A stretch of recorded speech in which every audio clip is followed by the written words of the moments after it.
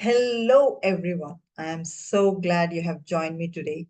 In this video, we are going to explore a powerful story about memory, connection, and the lasting impact we can have on each other's lives.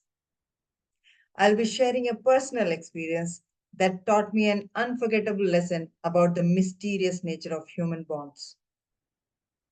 It's a tale that spans decades, from my earliest childhood memory to a touching encounter in my adult life. So grab a comfortable seat, maybe a warm drink, and let's dive into this journey together. I hope this story will touch your heart and perhaps even change the way you think about your own interaction with others. Thank you for being here. Let's begin. In the delicate folds of memory, where time bends and reality blurs, lies a story that spans the breadth of a lifetime. It begins in the hazy realm of infancy, where most recollections fade like a morning mist. But for me, one memory burned bright, defying the passage of years. I was but 8 months old, a tiny soul, barely acquainted with the world. Yet on that day, as if touched by some cosmic hand, my mind captured a scene with startling clarity. I can even draw it. A long corridor stretched before me, seeming to into infinity. The air was thick with sorrow, punctuated by the echoes of muffled sobs and loud cries. I saw a long hallway that seemed to go on forever. At the start of this hallway was a bed with someone lying on it. He had cotton in his nose. This is the image I remember very clearly. Nearby, a massive dog prowled, a gentle giant. It was a big dog that with light brown with white spots. I think it was a Rajavalim breed. It was so big. It scared me, and I would hold on to my mom tightly whenever it came near me. My mom was holding me in her hands, in her arms. Many years later, when I told my mom about this memory, she was very surprised. How could I remember something from when I was so little? How could I remember that day, she wondered, when I was barely a small baby in her arms? She revealed the truth.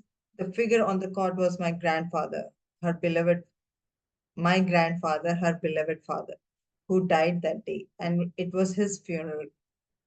That was his encounter. That was my first encounter with death.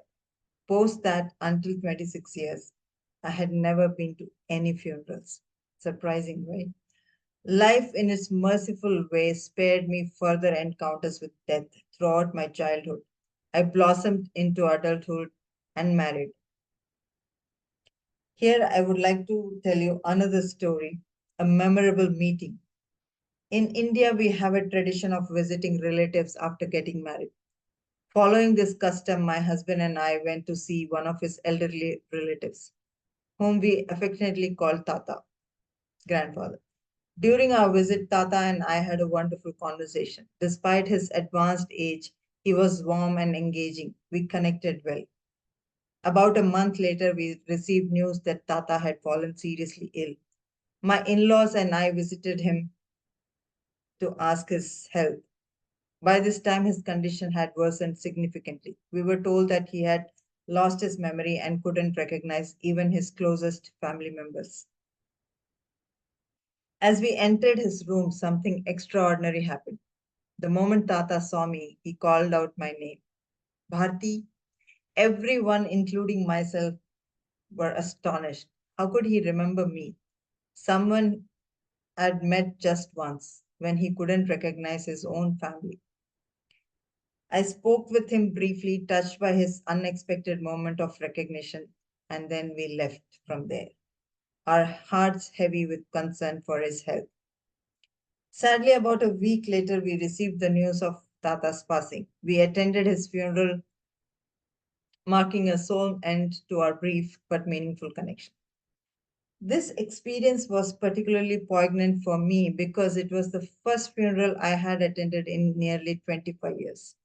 Since witnessing my grandfather's passing as a baby, I hadn't been to any funeral in my close family.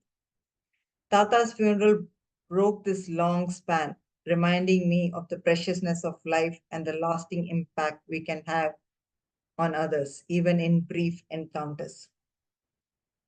This touching experience teaches us, story, or this touching experience teaches us a profound lesson about the human spirit and the mysterious nature of memory and connection.